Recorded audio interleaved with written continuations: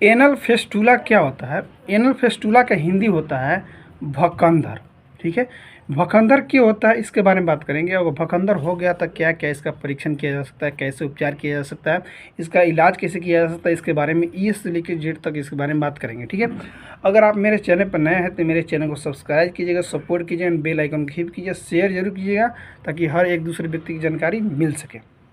ठीक है, तो बात आते हैं भकंदर यानी फिस्टुला पर। ठीक है, एनल फिस्टुला क्या होता है इसमें देखा गया है जैसे कि एनल फिस्टुला का मतलब ही होता है भकंदर। ठीक है, देखा गया है इससे कि फिस्टुला अंगों या नसों के बीच एक असमान जोड़ होता है। यह ऐसे दो अंग या नसों को जोड़ देता है जो प्राकृतिक रूप से जुड़े नहीं होते हैं, जैसे आंत और त्वचा के बीच में, योनि और मलाशय के बीच में ऐसे होता है। फिर इसमें भी देखा गया है कि फिस्टुला के प्रकार होते हैं, लेकिन इनका सबसे आम प्रकार भकंदर या एनल फिस्टुला जिसको बोलते हैं। भकंदर के क्या बोलते हैं? एनल फिस्टुला बोलते हैं। ठीक है, इसमें देखा गया है कि भकंदर एक छोटी नली समान होती है जो आंत के अंत के भाग को गुदा के पास की त्वचा से जोड़ देता है।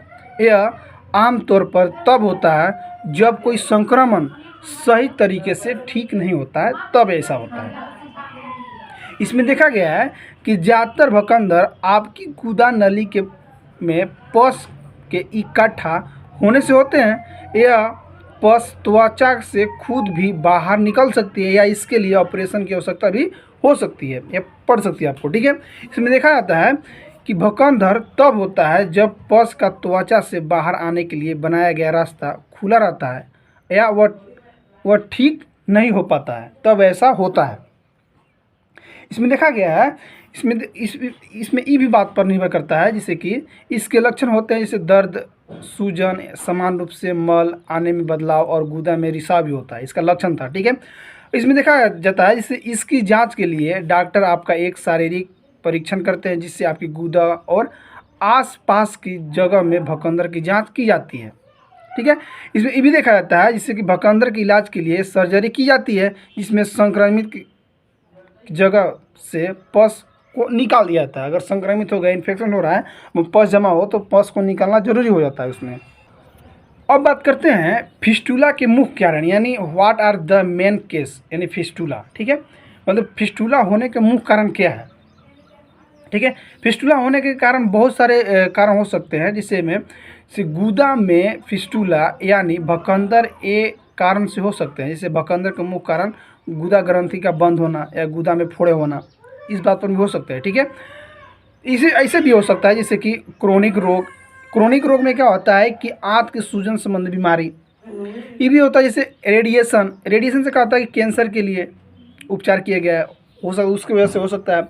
या ट्रामा, ठीक है, यौन संचारित रोग से भी हो सकता है, या टीबी, ये भी देखा जाता है। जिससे डायवर्टिकुलिटिस एक ऐसी बीमारी है जिसमें बड़ी आंत में छोटी छोटी थैलियाँ बन जाती हैं और सूजन हो जाती है, उसको क्या बोलते हैं? डायवर्टिकुलाइटिस बोलते हैं। ठीक है, ये था। अब बात करते हैं कि भकंदर के प्रकार कितने होते हैं। ठीक है, भकंदर के प्रकार इस बात पर निर्भर करता है, जैसे कि इसमें तो दो ही प्रकार है। ठीक है, इसमें देखा गया या समान या जटिलताएं उसको बोलते हैं, या इसको बोलते हैं सिंप्लेक्स या उसको बोलते हैं कम्प्लेक्स बोल सकते हैं। दूसरा होता है लो और हाई, इसको बोल सकते हैं। ठीक है, इसमें देखा गया है कि इससे कि समान या जटिलता क्या होता है या सिंपल और कम्प्लेक्स क्या होता है। इसमें देखा गया है कि एक या एक से ज़्यादा भकंदर होने को समान जटिलता फिस्टुला के रूप में वर्गीकृत किया जाता है।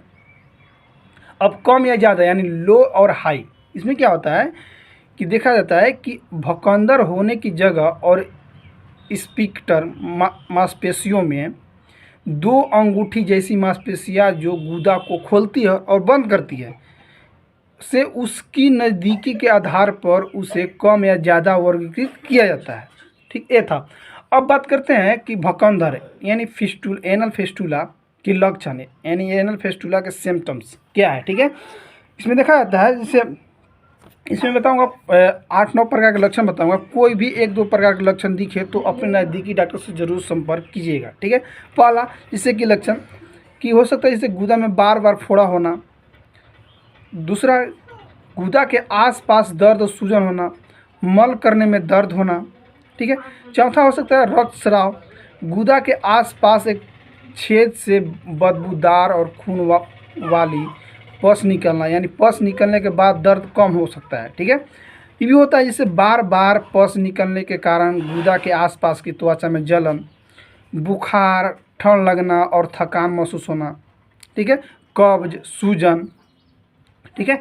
अगर आपको इनमें से कोई भी लक्षण हो तो अपने डॉक्टर के पास तुरंत जाए। ठीक है, ताकि आपको परेशानियां न हो। इसके लिए इसका निदान जरूर से जरूर कराएं। ठीक है। अब बात करते हैं जैसे भक्कंदर यानी फिस्टुला के कारण या जोखिम क्या हो सकता है, यानी एनल फिस्टुला केस या रिस्क फैक्टर। ठीक है, क्या हो सकता है इसमें। इसमें देखा जाता है कि यानी भक्कंदर या फिस्टुला क्यों होता है। इसमें देखा जाता है जैसे कि ज़्यादातर भक्कंदर गुदा में फोड़ा होने के बाद होते हैं। यह तब हो सकता है अगर फोड़े से पस निकलने के बाद ठीक नहीं हो पाता है। ऐसा अनुमान लगाया जाता है कि हर 2 से 4 लोग जिन्हें गुदा में फोड़ा हुआ है उन्हें भक्कंदर होंगे ही। ठीक है। इसमें इस कारण पर डिपेंड करता है, जैसे कि क्रोनिक रोग भी हो सकता है। क्या क्रोनिक रोग में होता है, देखा जाता है क्रोनिक रोग में जैसे कि एक लंबी चलने वाली बीमारी जिसमें पाचन तंत्र में सूजन हो जाती है। ठीक है, ये भी हो सकता है। इसे दूसरा का कारण क्या हो सकता है, जैसे कि डाइवर्टिकुलाइटिस। ये क्या होता है कि बड़ी आंत की परत में बनने वाली थैलिया में सूजन हो सकती है। तीसरा कारण हो सकता है जैसे गुदा की आसपास की त्वचा में फोड़े और दाग पड़ना। चौथा कारण टीबी या एचआईवी से संक्रमित होना। गुदा के पास हुई कोई सर्जरी की जटिलता के कारण भी हो सकता है। इसमें भक्कंदर होने पर या एन फिस्टुला होने पर इसमें क्या होता है, जोखिम भी हो सकता है, जिसे भक्कंदर के जोखिम के कारण होता है। क्योंकि इसमें ये देखा जाता है जैसे कि आपको हो सकता है जैसे कि शुगर यानी डायबिटीज हुआ हो। ठीक है, धूम्रपान करना या शराब पीना, शराब का अधिक सेवन करना। ठीक है, मोटापा, एचआईवी, गुदा से पहले कभी चोट लगना, ये भी देखा जाता है। साथ में ये भी देखा जाता है जैसे कि पहले कभी गुदा के आसपास के क्षेत्र में रेडिएशन थेरेपी होना। इसकी वजह से आपको भी जोखिम कारण हो सकता है। एनल फिस्टुला होने से रोकने के लिए क्या क्या करना होगा आपको, पर्याप्त मात्रा में फाइबर लें, तरल पदार्थ लें, व्यायाम करें, मल को अधिक देर तक न रोकें एवं अन्य आदतें अपनाएं। जैसे टॉयलेट में मल करते समय पर्याप्त समय लें, लेकिन बहुत अधिक देर तक टॉयलेट में न बैठे, ये सब रोकना होगा। ठीक है। पहला था जैसे कि बात करते थे कि जैसे फाइबर, पर्याप्त मात्रा में फाइबर लें। इसमें क्या होता है, अगर आपको कब्ज है या सख्त या सूखा मल आ रहा है तो आपको भक्कंदर होने का खतरा हो सकता है। अपने आहार में पर्याप्त मात्रा में फाइबर लेने से, खासकर फलों और सब्जियों से, आप कब्ज से बच सकते हैं। ये भी देखा जाता है इसमें कि जब तक आपको मुलायम और पहले से अधिक मल न आने लगे तब तक फाइबर का सेवन धीरे धीरे बढ़ाते रहें। साथ ही पर्याप्त मात्रा में पानी पिएं, जिसमें पेट में सूजन और गैस नहीं होगी। ठीक है। अब बात करते हैं तरल पदार्थ। तरल पदार्थ में क्या होता है, तरल पदार्थ लेने से फ़ायदा क्या होगा आपको, कि इसमें तरल पदार्थ लेने से बहुत सारे फ़ायदा हो सकते हैं आपको। जैसे कि तरल पदार्थ लेने से कब्ज से बचा जा सकता है, क्योंकि इसमें मल मुलायम हो जाता है और मल करने में आसानी होती है। गर्मी के मौसम में ज़्यादा शारीरिक गतिविधि करते समय अधिक तरल पदार्थ पिएं। अधिक मात्रा में शराब और कैफीन पीने से शरीर में पानी की कमी हो सकती है। ठीक है। अब बात करते हैं व्यायाम। व्यायाम करना, अगर व्यायाम आप नियमित रूप से करते हैं तो एनल फिशर से आप बच सकते हैं। क्या करना होगा आपको, इसे अधिक मात्रा में व्यायाम आप नियमित रूप से करते हैं तो एनल फिस्टुला से बच सकते हैं। जैसे कि कब्ज होने का सबसे समान कारण कम शारीरिक गतिविधि करना। रोजाना कम से कम 30 मिनट तक व्यायाम करने का प्रयास करें, जिससे आपका पाचन तंत्र अच्छा हो और फिट रहें। ठीक है। अब भी बात करते हैं जैसे कि मल को अधिक देर तक न रोकें। ठीक है, मतलब आपको मल त्यागने की इच्छा है तो तुरंत जाके टॉयलेट में जाए। ठीक है, और टॉयलेट में जाने के बाद आप देर तक न बैठे। ठीक है। इसमें क्या होता है कि जब आपको मल करने की भावना हो तो उसे नज़रअंदाज न करें। ऐसा करने से मल की भावना देने वाले शरीर के संकेत कमज़ोर हो सकते हैं। आप मल को जितने अधिक समय के लिए रोकेंगे वह उतना ही सूखा और सख्त हो जाएगा, जिससे मल करने में कठिनाई भी हो सकती है। ठीक है। अब बात करते हैं कि बहुत सारे आदतों को अपनाना होगा। क्या करना होगा आपको, जैसे कि टॉयलेट में मल करते समय पर्याप्त समय लें, लेकिन बहुत अधिक देर तक टॉयलेट पर न बैठें। दूसरा हो सकता है जैसे कि मल करने के लिए ज़्यादा जोर न लगाएं। तीसरा पॉइंट जैसे कि गुदा के क्षेत्र को सूखा रखें। चौथा जैसे हर बार मल करने के बाद आप अपने आप सही से साफ करें। पांचवा जैसे मुलायम बिना डाई वाले और बिना सुगंध वाले टॉयलेट पेपर का इस्तेमाल करें। दस्त का इलाज जरूर करवाएं, ठीक है। अगर बार बार जब आपको दस्त हो रहा है तो उसका जरूर इलाज करवाएं, ठीक है, नहीं तो आपको आगे चलकर नुकसान भी हो सकता है। अगर आपको भकंदर हो गया, ठीक है, एनल फिस्टूला हो गया, तो आप क्या क्या करता है डॉक्टर, इसे अगर आपको डॉक्टर को लगता है कि आपको भकंदर है तो आपके डॉक्टर आपसे पहले हुई बीमारी के बारे में पूछेंगे और आपका शारीरिक परीक्षण करेंगे, ठीक है। दूसरा ये भी पूछेंगे कि जैसे कुछ फिस्टूला का पता लगाना आसान होता है और कुछ कठिन, कभी कभी ये खुद ठीक भी फिर से भी हो जाते हैं, कभी ठीक होते हैं फिर ये हो जाते हैं। क्या होता है कि आपके डॉक्टर रिसाव और रक्तस्राव के लक्षण को जांच करेंगे और यह आपके गुदा की जांच भी कर सकते हैं, ठीक है। इसमें क्या कर सकते हैं, जैसे आपके डॉक्टर एक्सरे और सीटी स्कैन जैसे परीक्षणों के लिए आपको एक विशेषज्ञ के पास भेज सकते हैं। आपको कोलोनोस्कोपी की आवश्यकता भी हो सकती है। इस परीक्षण में आपके गुदा में एक कैमरा वाली ट्यूब डाली जाएगी जिसमें आपके गुदा और मलाशय के अंदर हिस्से को देखा जाएगा और इस परीक्षण के दौरान आपको सुला दिया जाएगा, ठीक है, तब इसके बारे में पता लगाया जाता है, ठीक है। अब देखा जाता है इससे भकंदर का इलाज क्या किया जाता है। भकंदर के बहुत सारे इलाज हैं। इसमें देखा गया है जैसे कि एक समान भकंदर जो आपके गुदा के ज़्यादा नज़दीकी नहीं है के लिए डॉक्टर भकंदर की नली की त्वचा और आसपास की मांसपेशियों में से एक चीरा लगाएं, घाव भर जाएगा।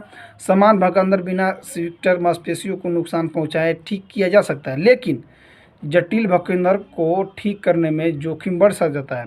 भकंदर को बंद करने के लिए आपको डॉक्टर एक डाइट का उपयोग भी करा सकते हैं, ठीक है।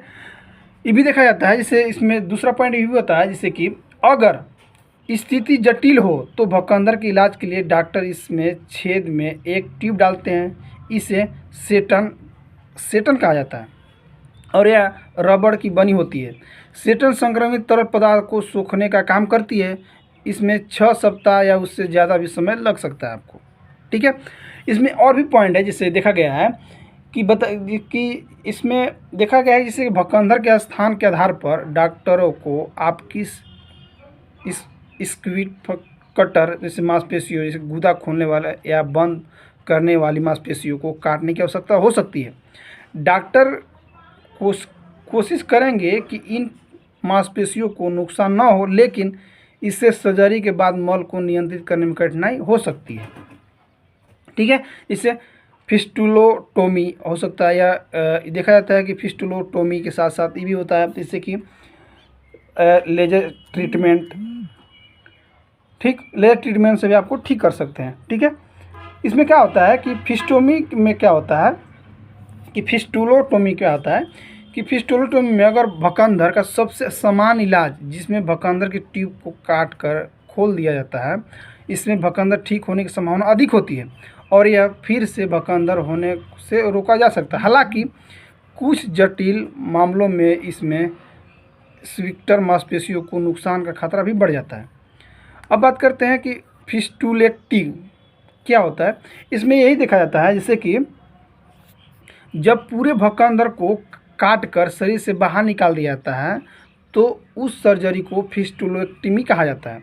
यह इलाज जटिल स्थिति में सबसे ज़्यादा माना जाता है। हालांकि फिस्टुलोटेक्मी के कुछ नुकसान भी होते हैं, जैसे सर्जरी के बाद रोगी को ठीक होने में 4 से 6 सप्ताह लग जाता है, जो कि बाकी सर्जरी के बाद ठीक होने के समय से अधिक है। इस सर्जरी में मल न रोक पाना जैसे समस्या हो सकती है आपको, ठीक है। ठीक है दोस्तों, इसमें आगे है जैसे लेजर ट्रीटमेंट से ही देखा जाता है। इस लेजर ट्रीटमेंट में कि लेजर में भकंदर या स्फिंक्टर मांसपेशियों को काटने की आवश्यकता नहीं होती है, जिससे मल न रोक पाने की समस्या का खतरा कम हो जाता है और सर्जरी के बाद ठीक होने के भी समय कम लगता है और ठीक हो जाता है। ठीक है दोस्तों, थैंक यू, बाय, जय हिंद, जय भारत।